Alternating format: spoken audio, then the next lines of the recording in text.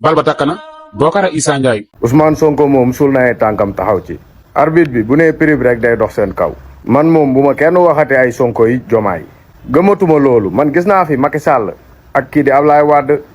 bépp ndombal tànk bu Macky Sall am ci àdduna ba di ko namoo sauf président de la république bii mu doonoon. kii di Ablaye Wade moo ko def. moom mi Macky Sall taxaw na fi ne Ablaye Wade ko. ñi doon xaar Ousmane Sonko démissionné ci poste premier ministre bi nañu lalli Ousmane Sonko nee na démissionné wut tey démissionné wut suba démissionné wut ginnaaw suba. MC Balaata Sabra ak vis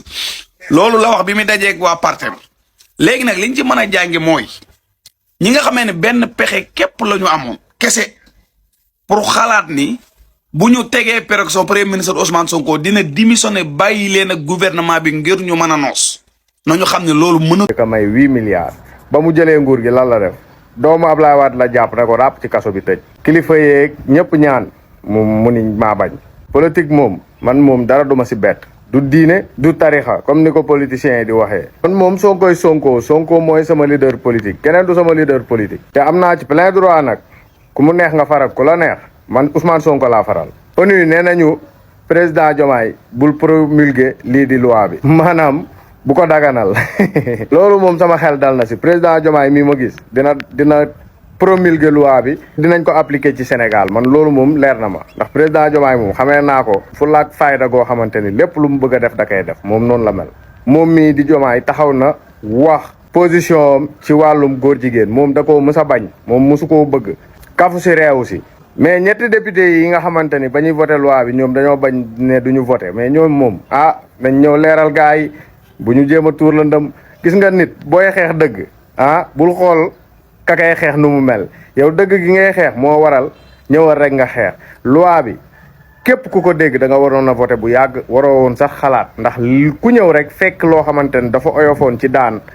ci wàllu ñaari tur mu ñëw diisal ko ba ñëpp di ko coow ba tubaab yi di ci mer kooku da nga ko war a encouragé mais waroo taxaw ci télé bi di jéem a layal sa bopp lu tax voté woo yow da ngaa bëgg a dooleel góor jigéen ñi moo tax voté woo mais képp kuy xeex góor jigéen bu gisee loi boobu da koy voté. dégg nañ sa kaddu yi envers les premiers ministres président Ousmane Sonko Yaakaar Afrique Bocar Issa Ndiaye nekk homme politique dëkk ci région de Matam département de Kanel plus précisément dëkk bi ñu naan Banaaji ñëpp la xam nag xamee la social loolu kenn naataablu ko li ngay def sa dëkk bi di Banaaji ñëpp yëg nañ ko tey loolu tamit jot nañ ci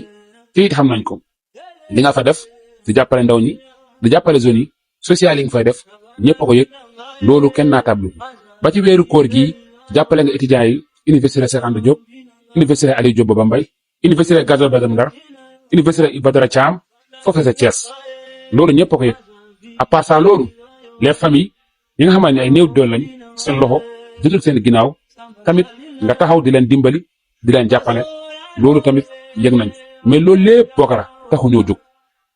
lu ñu tax a jóg kay lenn la mooy kaddu yi nga yëkkati jëmale ko les premiers ministres président Ousmane Sonko Yaakaar Afrique Bocar Issa Ndiaye dëkk Fuuta nekk responsable politique bokk ci parti bii nii di Pastef ñu dégg sa kaddu yi nga yëkkati depuis boobu ba léegi nag ku nekk mu ngi wax say nit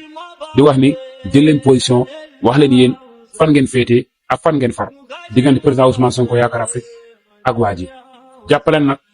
ay famille yu bëree bëri yamul kasi ci dëkkam bi loolu kay moom fekk naatablu ko te it loo bañ lëg nangul ko gudd noppam ak mën a dawam nga ne aussi parti bii di Pastef nga bokk te parti bii di Pastef bi ñëpp xam nañ kan moo ko jiite mooy le premier ministre président Ousmane Sonko Yaakaaru Afrique partagé joof ju rafet jooj ji nga def de defal ko waa Fuuta defal ko sénégalais ak sénégalaises yi defal ko étudiants yi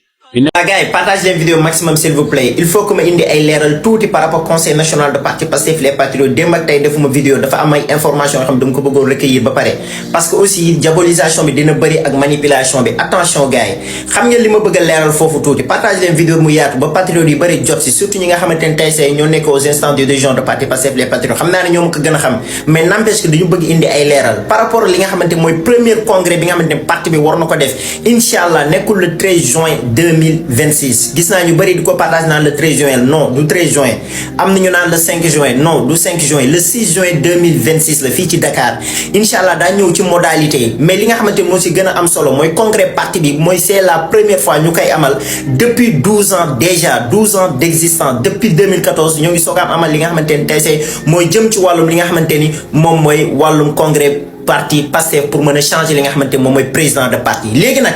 duñu ni boo amee 2 mandats successifs yu tegaloo doo mën a nekk li nga xamante mooy président bu parti Pastef les Patriotes article 20 président parti bi 6 ans lañ koy nommé gis nañ ni ki nga xamante mooy monsieur Ousmane Sonko depuis Pastef muy nekk Pastef moom moo nekk li nga xamante moom mooy président parti mais boobu ba léegi amaluñu congrès léegi nag li ma bëgg a leeral foofu xam ngeen defoon naa benn vidéo di leen alerte wax leen ki nga xamante ni tey si mooy frère de parti am tu mu won ko ginnaaw léegi dafa bëgg amal li nga xamante ni moom mooy nekk président parti bi parce que tu la nekk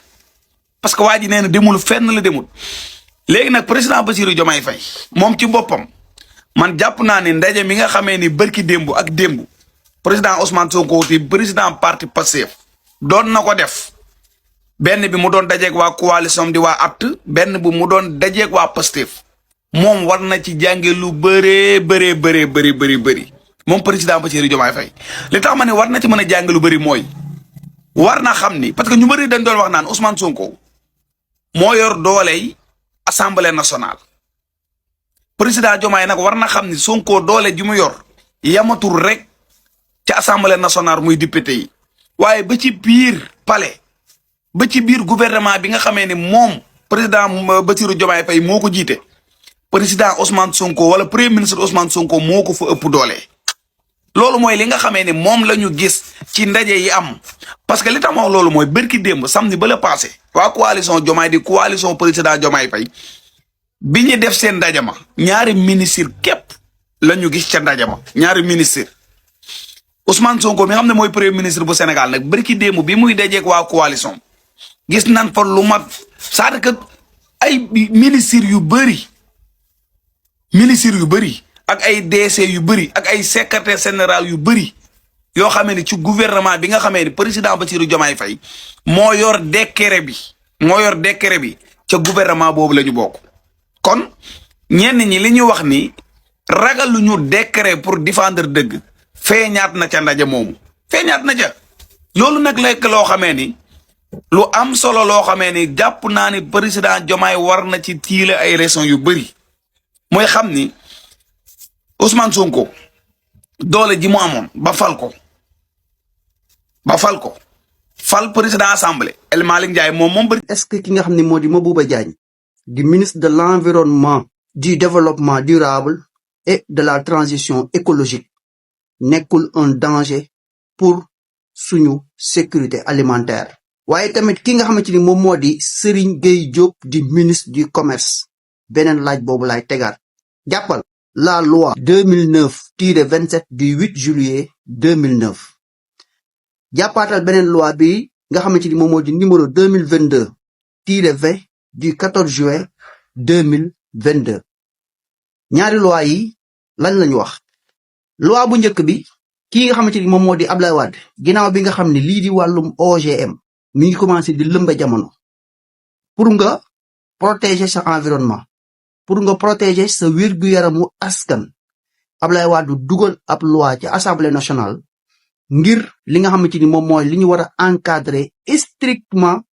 utilisation wu li nga xamante ni moom moo di OGM yooyu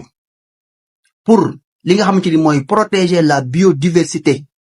et de la santé mu am ci benn article boo xam ne dañ ko dugaloon ci loi boobu noonu moo doon interdire importation bi ak mise sur le marché li nga xam ne président parti bi conseil national ñoom ñooy amal li nga xamante ne moom mooy vote boobu parce que ñoom ñoo am prérogative bi mais lu ci gën a am solo mooy dafa am li nga xamante ne dafa nar a xew le 6 juin incha allah mais avant le 6 dafa am après le 6 am mais le 6 moo nar a gën a garaaw ci li nga xamante ne tey see mënuñu ko concevoir muy monsieur Ousmane Sonko dafa nar a am li nga xamante ne tey see mooy nekkaat président parti bi waaw daf ko war a nekkaat parce que amul 2 mandats successifs parce que li nga xamante ne amuluñu beneen congrès amuluguñ ko si diggante bi kon normalement dafa war a nekkaat li nga xamante ne moom mooy candidat pour nekkaat président parti Pastef les Patriotes li may wax nag dafa am solo dina bëri ay diabolisation jour boobu dina am sax koo xamante ni ñun daawuñu ko woon gis ci li nga xamante ni moom mooy lu ci mel ni ay mbirum parti Pastef bu wootee duñ ko fa gis moom mu ñëw teew ci bis boobu lu mënti am lu mënti xew jàppaleen lii ma leen di wax monsieur Ousmane Sonko bu fekkee ñi nga xamante ni tey say ñoom ñooy alliés muy waa APT muy alliance patriotique pour le travail et l'éthique dajeeg naa ñoom le 14 avant muy dajeeg conseil national dafa am lu mu doon wax parce que loolu ndogu politique la te monsieur Ousmane Sonko dafa jëm ci ay échéances muy 2027 ak 2029 monsieur Ousmane Sonko mënut a bañ a nekk li nga xamante ni moom mooy président parti bi encore pour 6 ans mënut a bañ a nekk te dafa war a nekk léegi nag monsieur Ousmane Sonko est-ce que dafa bëgg a jël à distance bàyyi président parti bi jox ko keneen mu doxal bi nga xamante ni ci biir commission yi lay bokk wala soit non c'est-à-dire man li ma leen di wax dafa graaw mais après daa ngeen comprendre lu bëri ci li nga xamante ne buñ ci yegsee léegi nag nañu gën a concentré wu focus ci li nga xamante ne moom mooy initiative mooy monsieur Ousmane Sonko ak lu mën a xew ak lu mënti am même monsieur Ousmane Sonko bu demaloon boppam créé beneen parti am ñun duñ koy topp parti Pastef nag dafa am démocratie dafa am liberté li nga xamante ne moom mooy charte yi ñun si loolu la ñuy tënku léegi nag militant bu nekk ñoo ngi lay invité le 6 incha allah le 6 juin 2026 man le 5 juin mooy sama anniversaire donc le 6 juin le lendemain incha allah la ñuy amal li nga xamante ne moom mooy congrès premier congrès du parti Pastef les patriotes te dañ ci war a changer li nga xamante mooy président parti bi ak trésorier loolu kese la ñuy changer secrétaire bi kenn du ko laal ak yeneen commission yi nga xamante ni bu ko président bi bu ñu falee président ba pare moom mooy amal ay commission lu ci mel ne ay commission de placement des cartes membres amal nañ ko ba pare puisque mi ngi ci durée de mandat mais aussi ñu amalaat li nga xamante ni tey si mooy commission d'investiture parce que duñ jëm si ay élections mais dinaa ñëwaat gars yi si yeneen vidéo parce que vidéo bi bugguma mu gudd te aussi lu ci gën a am solo dinañ ci gën a ñëw ngeen bàyyi xel ngeen republier vidéo bi ngeen partagé ko mu yaatu pour patriote yi bàyyi si xel incha allah dinaa ñëw ci yeneen information yu gën a stratégique ak stratégie yi nga xamante ni teg nañ ko pour jëm ci li nga xamante ni moom mooy échéance yu am solo merci beaucoup et maximum de partage. moom moo di organisme génétiquement modifié ñu ni susceptible de causer une dégradation de l'environnement ou un déséquilibre écologique ñu ni boo ko defee nag ba jalgati yooyu li la ci nar a fekk bokk na ci juróomi ati kaso bu fukki ati kaso amende bi toll ci li nga xamante ni moom moo di 500 millions maanaam juróomi téeméeri millions jëm ba li nga xamante ni moom moo di fukki milliards ci franc CFA léegi bi ñu jógee ci loolu ñu doxal ba 2022 ki nga xamante ni moom moo di Macky Sall ginnaaw bi ko lobby yi tegee pression ak seeni financement lañ ko doon xooy ak lépp ndax ñoom noonu lañ doon doxee moom Macky Sall jël ab loi abrogeant li nga xamante ni mooy la loi de 2009 dugal ko fële ci assemblée nationale député yi nga xamante ni tey ci 14e législature bi ñu voté ko sans débat maanaam amul débat amul discuter amul dara ñu jël loi boobu voté ko forcing ngir lan dindi li nga xamante ni mooy peine yi nga. parce que université yëpp fii ba université ba Ziguinchor am na ay ndimbal bi nga yóbbu foofu noonu loolu kenn naatable te loolu taxu ñoo jóg te loolu taxu ñu wax moom Bocar Issa Ndiaye ñu ne ko jëlee sa position diggante les premiers ministres président Ousmane Sonko Yaakaar Afrique ak waa ji moom Bocar amay kaddu yu mu yëkkati jëmalee ko si les premiers ministres président Ousmane Sonko Yaakaar Afrique Bocar yëkkati ay kaddu mu ne moom ginnaaw Sonko xajul si ginnaaw kenn te du daw si ginnaaw kenn musuma bokk si benn parti politique benn parti laa mos a bokk mooy parti bii nii di Pastef te it man damaa yàgg a déglu politique ak politiciens yi parce que damaa jàppoon ni bépp problème bu am si réew mi politiciens yi ñoom ñoo ko waral ñoom ñoo ko causé mais voici les noms bi nga xamante ni bu ma ko dégloo dégg ko lire ay mbindam déglu ay kaddam delluwaat si parcours am déglu discours am ma xam ni ndekete man ki ma doon wër moo nekk ni mooy les premiers ministres président Ousmane Sonko Yaakaaru Afrique. ni peine d'emprisonnement yi ci Abdoulaye Wade defoon sanction yi ci Abdoulaye Wade defoon contrôle strict bi nga xamante ni moom la ci Abdoulaye Wade defoon maanaam ñu jël loi boobu noonu mu rendre ko permissif maanaam li nga xam ne tey loi bële daf ko doon dindi daf ko doon dàq ci OGM ñu doon loi wu 2022 bi dugal ko ci dindi loolu lépp amatul sanction amatul benn contrôle strict boo xamante ni tey jii duñ la permettre nga di ko bay wala nga jël ko di ko commercialiser maanaam daal ñu bàyyi ko mu dugg tranquillement nekk ci surface yi ci li nga xamante ni moom moo di yenn barabu jaay yi nekk ci àll bi ñu di ko bay te jàppal ni nag fa muy jëm ak ñun mooy dina yàq suñu wér-gu-yaram dina yàq suñu ay gàncax dina yàq suuf si nga xamante ni moom la ñuy bayee dinañu obligé aussi tamit li nga xam ne mooy semence bi nga xam ne moom la ñu war a bayee dañuy continuer di dépendre ci ñeneen ñoo xamante ni ci ñoom lañ koy am yaakaar te semence lay doon boo xam ni dañ koy modifier. lii nag li tax ma ñëwaat ci di ci wax mooy kii di président Ousmane Sonko les élections de 2022 moo xam muy législative moo xam muy élection locale da ko jël campagne ko jamono yi ñuy voté loi boobu noonu sans débat mu campagne ko wax ko jàmbat ko partout tey nag ñu am li nga xamante ni mooy la majorité ci 15e législature bii loi yi ñu fi yuuxu yépp gisuma loi bi loi bu ko gën a bon bu assemblée nationale bii war a abrogé parce que loi de 2022 bii tiré 20 du 14 juin 2022 gisuma benn loi tey bu ko gën a nekk farata ngir ñu abrogé ko parce que Macky Sall moo ko abrogé woon loi wu 2009 bii ngir lan permettre lobby yi ñu mën a dugal li nga xam moom moo di OGM parce que ku ne xam na ni di jëm ci wàllu nouvel ordre mondial mooy dinañ fexe ba yow dootoo amati li nga xam ni mooy sécurité alimentaire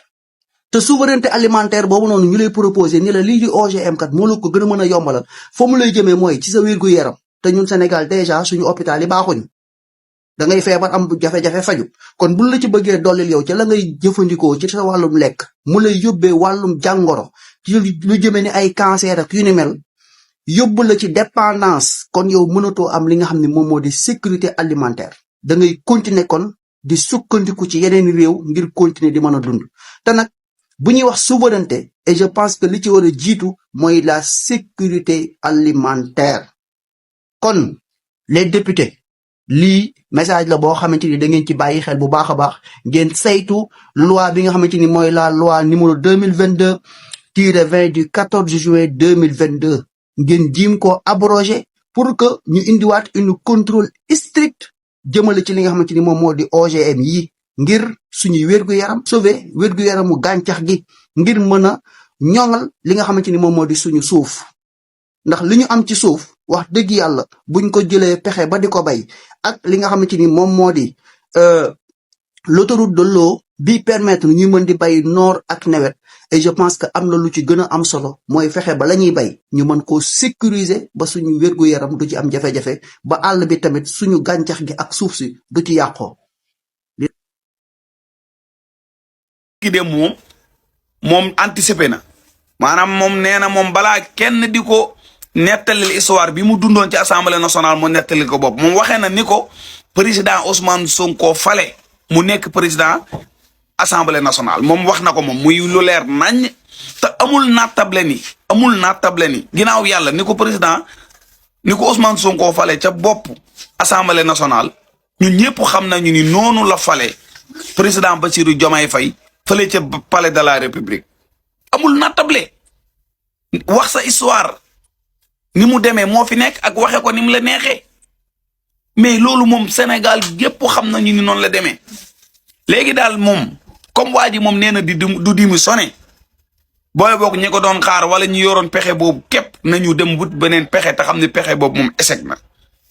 si Bokar nee na dox si gannaaw kenn te du dox si kenn moom kenn rek lay topp mooy le premier ministre président Ousmane Sonko yaakaar Afrique musuma politique sama yoon nekkul ci politique malgré ça politique daf ma yàkkal parce que ñun ñëpp xam nañ politique fuura nan la demee en waɗi noon min kaalat sa yiɗa haale tan par jaɓ wadde Bocar Issa Ndiaye ko mbaɗɗa ko golle maɗe yimɓe ɓe fof ji fuura fof yi mais minenne kadi de mamin kaal ha aduna fof nan cukalel laaɓa juuɗe ñamdata koye social o mbatta ballal o mbatta yurmen nde joguiɗa e leñol ma yurmen nde joguiɗa e bandiraɓe ma yurmen nde joguiɗa e fuutankoɓe yurmen nde joguiɗa e sénégalais ji fof yimɓe fof jii e balle ɗe gonɗa wadde e social mo gonɗa wadde wona hikka noon fuɗɗi kadi en ñagaki Allah haɗa hikka partagé cukalel laaɓa juuɗe ñamdata koye mawɓe